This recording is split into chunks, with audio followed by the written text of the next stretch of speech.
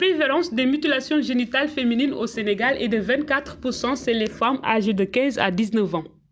La majorité des populations est impliquée dans la lutte et ne souhaite pas que les MGF continuent au pays. Ce qui fait que le combat est porté avec énergie et passe souvent par un dialogue intergénérationnel.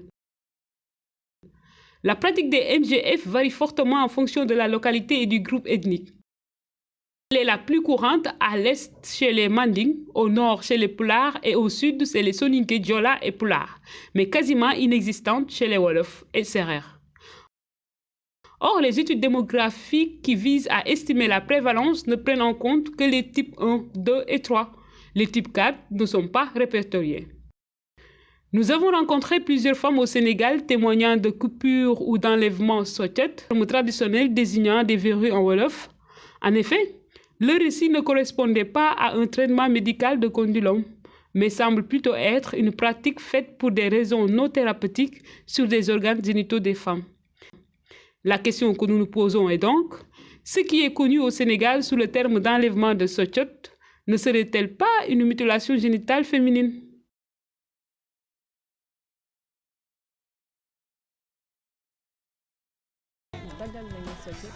On m'a coupé les sockets à l'âge de 17 ans. Je me suis mariée à cet âge. Mon mari ne pouvait pas me pénétrer et on m'a amenée chez une dame, celle qui la coupe. Après avoir coupé les sockets par la dame, je suis rentrée chez moi et j'ai eu des rapports sexuels avec mon mari. J'ai beaucoup saigné ce jour. Le fait qu'on m'a coupé les sockets m'a causé des difficultés dans ma vie conjugale parce qu'à l'époque, je sentais plus de douleur que du plaisir. Si c'était à refaire, je ne vais pas l'accepter.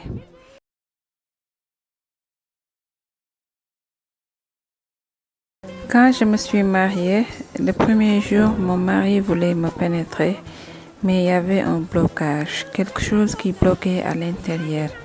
Et ça faisait mal. On a essayé pendant une semaine, mais il ne parvenait pas à me pénétrer. En étant jeune fille, j'entendais souvent les gens parler de socket.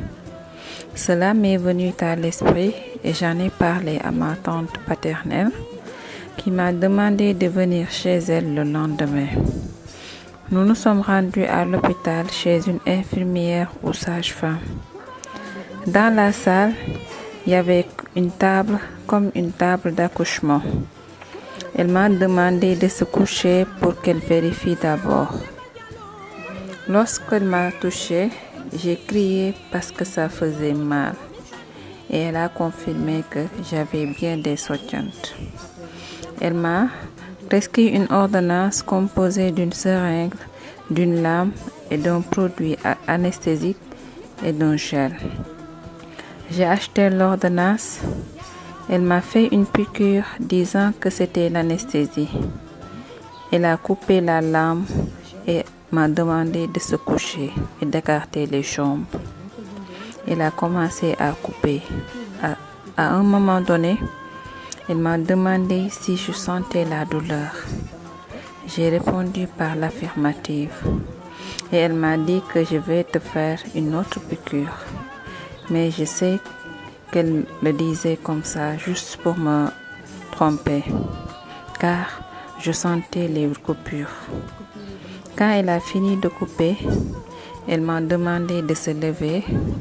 Je voulais voir ce qu'elle a coupé, mais elle a refusé, disant qu'elle les a déjà jetés dans la poubelle. J'avoue que c'était très dur, vraiment. Selon les praticiennes elles-mêmes, les sockets existent bel et bien et sont coupés chez les femmes après leur mariage. Nous avons recueilli le témoignage de l'une d'entre elles. Se trouve dans le sexe de la femme. Si on ne les coupe pas, la femme ne pourra pas avoir d'enfant ni de rapport sexuel avec son mari. Une fois les sockets coupés, la femme doit prendre des médicaments traditionnels. Les sockets existent bel et bien. On peut les retrouver chez les femmes, aussi bien chez les hommes. Il y a des femmes qui naissent fermes à cause des sockets. Et dans ce cas, il faut obligatoirement les couper. Les sottiantes existent, les gens naissent avec. Ça n'a rien à voir avec l'excision. Les femmes qui viennent ici les couper sont souvent des Wolofs, des Sérères et d'autres ethnies comme les Socé.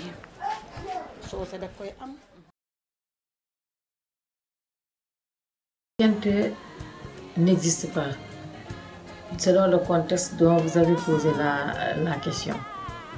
Là, on peut dire que c'est des attitudes basées sur des croyances qui sont en train de prendre de l'ampleur au niveau du pays. Ces pratiques sont néfastes à la santé physique et psychologique de la fille. Comme ils le disent, ou bien les praticiens, comme ils disent, le sotiant est différent des condylomes ou verrues, qui sont une maladie sexuellement transmissible qui peut s'étendre du vagin vers l'anus et qui sont traitées médicalement. Donc c'est différent de ces croyances qui ne sont basées sur aucune évidence anatomique parce qu'il n'y a pas de malformation. Il n'y a même pas d'organes à couper. Qu'est-ce qu'ils font? Une petite incision au niveau de la fourchette vulvaire pour faciliter l'accès au rapport sexuel, tout simplement. Bonjour. Il est assez fréquent d'entendre dire que certaines femmes ont des difficultés à consommer leur mariage parce qu'elles ont des sotiates. Sotiates qu'on appelle en français condylomes. Sur le plan médical, cette allégation n'est pas reconnue. Les sotiates sont des infections sur le plan médical qu'on appelle les condylomes et qui sont dues normalement à une infection qu'on appelle le HPV, le Human Papillomavirus. Donc lorsqu'on est infecté par ce HPV, il en existe plusieurs types. Il y a des HPV qui donnent des condylomes, encore appelés verrues génitales. Il y a des HPV qui peuvent donner le cancer du col de l'utérus. C'est deux groupes de HPV qui sont différents. Et ces HPV qui donnent le condylome donnent des lésions qu'on appelle des verrues génitales qui sont au niveau des organes génitaux. Et donc, pour avoir un HPV, il faudrait avoir un contact sexuel ou bien un rapport sexuel ou bien un contact cutané avec quelqu'un qui a déjà été infecté par le HPV. Une femme qui est vierge, qui n'a pas eu de rapport sexuel, ne peut pas avoir de sotiates, ne peut pas avoir de condylomes qui vont lui empêcher d'avoir des rapports sexuels. Donc, demander à ces femmes d'aller voir une praticienne qui va couper, soi-disant, quelque chose pour permettre la pénétration, n'est qu'une forme de mutilation génitale. Donc, nous réfutons ces allégations. Ce qui peut expliquer scientifiquement que les femmes aient des difficultés à la pénétration lors du premier rapport sexuel, c'est un phénomène assez courant qu'on appelle le vaginisme. Le vaginisme, c'est une contraction involontaire de l'entrée des muscles du vagin, ce qui rend la pénétration impossible. Elle est rencontrée souvent dans des situations où la patiente a la peur, elle est stressée par le premier rapport sexuel à cause de la douleur, à cause du stress qu'elle a lors de sa lune de miel, et donc elle va avoir une contraction invincible de l'entrée du vagin. Et donc ces contractions invincibles qui peuvent expliquer justement ces difficultés de pénétration. Mais ces soi-disant sotiates que l'on doit couper pour pouvoir provoquer faciliter la pénétration ne sont qu'une forme déguisée de mutilation génitale féminine. Je vous remercie.